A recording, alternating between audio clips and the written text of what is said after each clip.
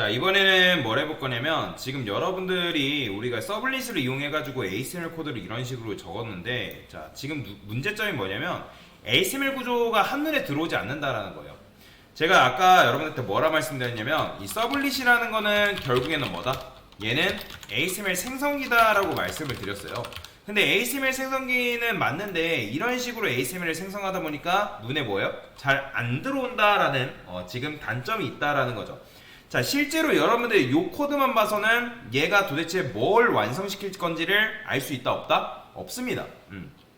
그래서 일단 눈에 잘 안 들어온다라는 게 첫 번째 문제예요. 그 다음에 우리가 지금 이 서블릿이라는 거는 자바를 사용하는 자바 세상이잖아요. 그죠? 그러니까 자바 룰을 쓰다 보니까 이런 문제점이 있어요.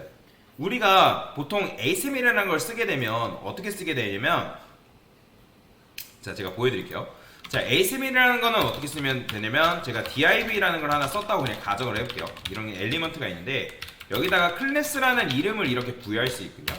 그러면 내가 A라는 클래스한테 뭐 어떤 디자인을 입힌다면 .a 클래스 이름을 찾아간 다음에 거기다가 뭐 예를 들어서 뭐 너비를 뭐 100픽셀 부여하고, 그 다음에 하이트를 100픽셀 부여하고, 그 다음에 백그라운드 컬러라는 거를 뭐 레드를 하게 되면 지금 빨간색 박스를 여러분들이 하나하나 만들 수가 있단 말이에요. 그러면 한번 얘를 이용해서 한번 만들어 볼게요. 제가 여기다가 IQ 라이터라고 적은 다음에 div 하나만 써볼게요. 그 다음에 .a라고 클래스 a를 쓸 거고요. 그 다음에 a라는 게 지금 안 먹죠. 왜냐면 이게 문법이 안 되니까 앞뒤로 역슬래시를 붙여줘야 됩니다. 자, 그 다음에 여기다가 스타일이라는 걸 한번 적어볼게요. 아까도 말씀드렸던 것처럼 위드를 100픽셀, 그 다음에 HHT, 그 다음에 백그라운드. 자, 이런 식으로 쓰게 되면 여러분들이 확인을 하면 여기에 이제 빨간 박스가 만들어지거든요. 자, 보이죠? 만들어진 거. 자, 근데 이제 이렇게 코드를 쓸 수는 있지만 이게 어때요? 굉장히 불편해요, 여러분들. 안 좋습니다. 그래서 이제 자바가 이런 식으로 만들다가 이제 펄이라든지 뭐 PHP라든지 그런 것들이 이제 치고 올라왔는데, 그래서 웹사이트를 만드는 데 있어서 자바가 처음부터 높은 인기가 있었던 건 아니에요. 왜냐면 자바 자체가 ASML이랑 그렇게 친하지 않아요, 참고로. 그래서 이제 서블릿에서 두 번째 문법을 만든 건데, 자, 서블릿에서 만든 방법을 두 가지 만든 거예요. 하나는 일반적인 방식, 그리고 하나는 JSP라는 방식을 만든 건데, 참고로 이 JSP라는 거는 우리가 웹앱을 있잖아요. 이 웹앱을 경로로 해가지고 파일을 읽어드리기 때문에 여러분들이 웹앱이라는 폴더를 기본적으로 만들어줘야 됩니다. 자, 그 다음에 저는 여기다가 뭐라고 할 거냐면 구구단이라는 걸 한번 만들어 볼 건데, 자, 보세요. 자, 구구단.jsp라는 걸 만들 거예요. 이런 식으로. 자, JSP랑 ASML 파일은 달라요. 다른 점은 뭐냐면 여러분들이 파일의 확장자명을 ASML이라 쓰게 되면 ASML 문서만 쓸 수 있고요. JSP라고 쓰게 되면 ASML 문서와 동시에 그 안에 자바 로직을 같이 사용하는 게 가능합니다. 그렇기 때문에 JSP라고 여러분들이 만들어 주셔야 돼요. 근데 이 JSP라는 걸 쓰려면 제가 이거 복사해서 가져올 건데, 기본적으로 요 코드가 있어야 돼요. 요거는 여러분들이 그냥 복사해서 쓰시면 되는데, 여기 이걸 써야지만 여러분들이 요 안에다가 ASML과 JSP를 동시에 사용하는 게 가능해요. 자, 그러면 제가 이거를 그대로 복사를 해서 여기다가 집어넣어 볼게요. 근데 얘를 뭐 이렇게 쓸 수 있는 건 아니고요. 자, 스타일이라고 써준 다음에 이렇게 이제 작성을 해줘야 됩니다.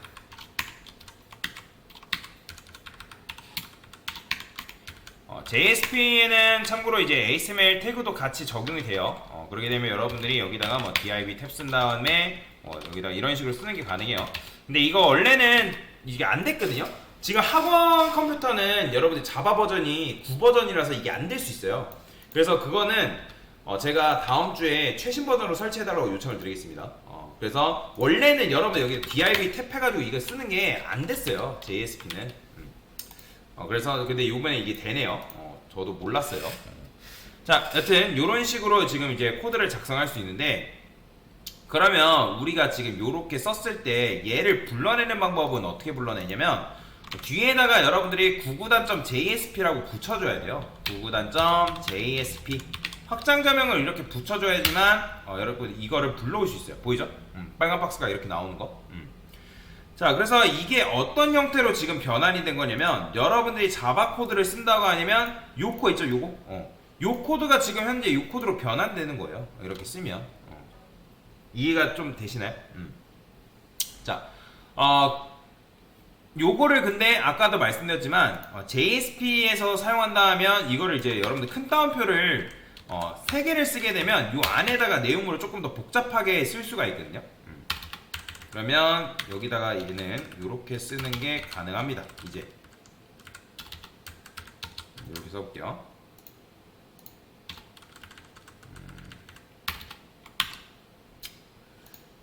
이것도 마찬가지로 그냥 요거 그대로 복사하겠습니다. 이렇게 쓸 수 있어요. 자, 그러면 요게 지금 이제 요 코드나 지금 요 코드나 완벽히 똑같은 코드인데 여기다가 이렇게 쓸게요. 아까 구구단 이렇게 되는 거 껐다 다시 켜고요. 자, 보이죠? 빨간 박스 나오는 거. 잘 나옵니다. 자, 그 다음에 .jsp로 접근해도 잘 나옵니다. 그쵸? 이런 식으로. 그 다음에 구구단을 동일하게 요 안에다가 JSP 파일에다가 동시에 써볼게요. 자, H1이라 쓴 다음에 5단이라 써볼게요. 그 다음에 div 한 다음에 곱하기 3 하면 이런 식으로 div를 작성하는 게 가능한데, 자, 5 곱하기 1은 5.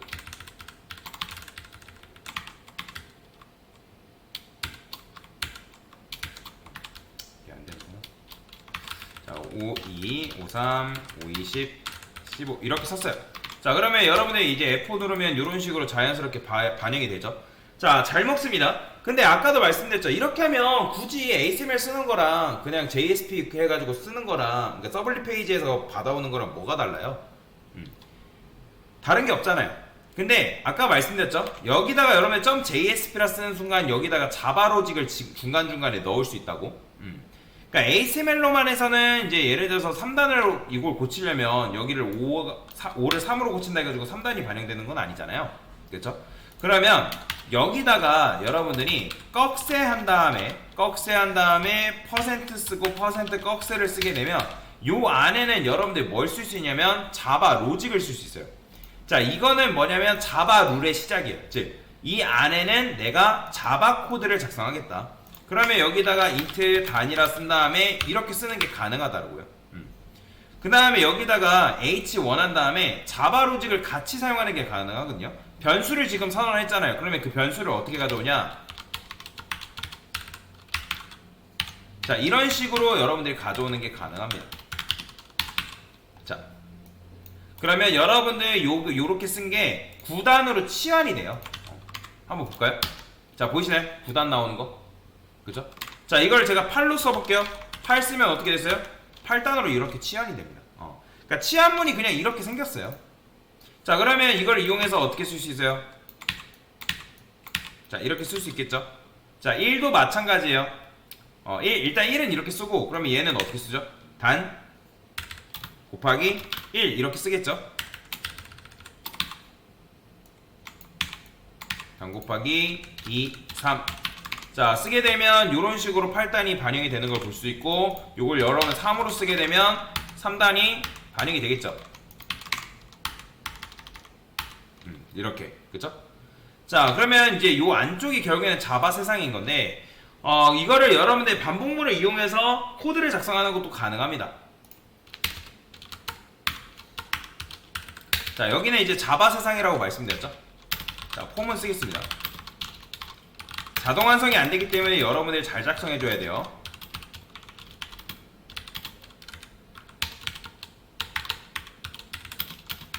자, 이렇게 쓴 거고요. 그 다음에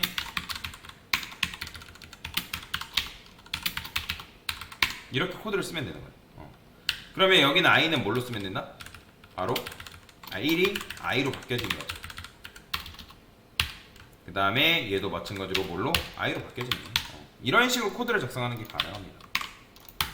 자, 보이죠? 나오는 거. 그러면 이걸 여러분들이 9로 바꾸면 뭐가 나오겠어요? 9단이 나오는 거예요. 나오죠? 자, 근데 아까 말씀드렸던 것처럼 리미트를 이용해서 조금 다채롭게 출력을 해볼 건데 제가 8이라 써볼게요. 여기면 여기다가 여러분들이 리미트라고 적는 게 가능하죠. 그렇죠? 자, 이렇게 하면 숫자 변경도 해가지고 여러분들이 8까지만 이제 출력하는 것도 가능합니다. 자, 근데 지금 우리가 원하는 건 뭐냐면 아까 우리가 어떻게 썼어요? 자, 여기다가 단 한 다음에 9 쓰고 그 다음에 리미트 한 다음에 3 이렇게 썼죠? 그 다음에 마찬가지로 이 JSP 파일도 이게 가능해요. 여기다가 여러분들 .jsp라 쓴 다음에 단과 9, 단을 9, 리미트를 3 이렇게 쓰고 싶단 말이에요. 그러면 이거를 여러분들이 어디서 받아와야 되냐면 서블릿에서 JSP로 보내줘야 됩니다. 그러니까 서블릿에서 그 파일을 가져온 다음에 그러니까 단과 리미트라는 값을 가져온 이후에 그걸 여기다 보내줘야 돼요. 근데 일단 보내주지 않고 저는 JSP 자체에서 단과 리미트를 사용해 볼 건데 어떻게 쓰냐면 아까 여러분한테 말씀드렸던 것처럼 파라미터 있죠? get 파라미터 그걸 사용하면 되는 거예요. 그러면 여기다가 뭐라고 쓴다면 자, req 근데 참고로 여기서는 req라는 문법이 안 먹어요. 풀로 다 써줘야 돼요. req request라고 적어주셔야 되고요. 그 다음에 get 파라미터라고 이런 식으로 적어줘야 됩니다. 이렇게. 근데 아까 말씀드렸죠. 이렇게 쓰면 여러분들 데이터 가져올 때 뭘로 들어온다고요? 문자열로 들어옵니다. 그래서 이걸 뭐 해줘야 된다? 형변환 해줘야 돼요. pass int라고 적어주신 다음에 이렇게 형변환 해줘야 됩니다. 자, 리미트도 마찬가지예요. 여기다가 여러분들이 리미트라고 쓰면 되겠죠? 자, 리미트로 쓰게 되면 이런 식으로 여러분들이 값을 가져오는 게 가능하다라고 보시면 돼요. JSP는 정해놨어요. 단축 표현을 적을 수가 없습니다. 그렇죠? 그래서 여러분들이 이렇게 쓰게 되면 뭐에서 해방된 거냐면 이 get writer라는 거 있죠? 거기서 해방된 거예요. 요거 이제 원래는 RESP get 다시 RESP 그 다음에 get writer append잖아요. 요거에서 해방된 거라고요. 해방. 자, 그러면 이렇게 썼으니까 한번 단과 리미트를 받아와 볼게요. 여기다가 단은 3, 그 다음에 리미트 이것도 마찬가지로 누락하면 오류납니다. 자, 보이죠? 나오는 거. 자, 6 입력해도 다 나옵니다. 가끔씩 이거 JSP를 출력하려니까 JSP 빼먹는 분들 계신데 그러면 안 됩니다. .jsp까지 정상적으로 추가를 해줘야지만 이걸 정상적으로 반영하는 게 가능해요. 자, 지금 한 게 뭐예요? 구구단 .jsp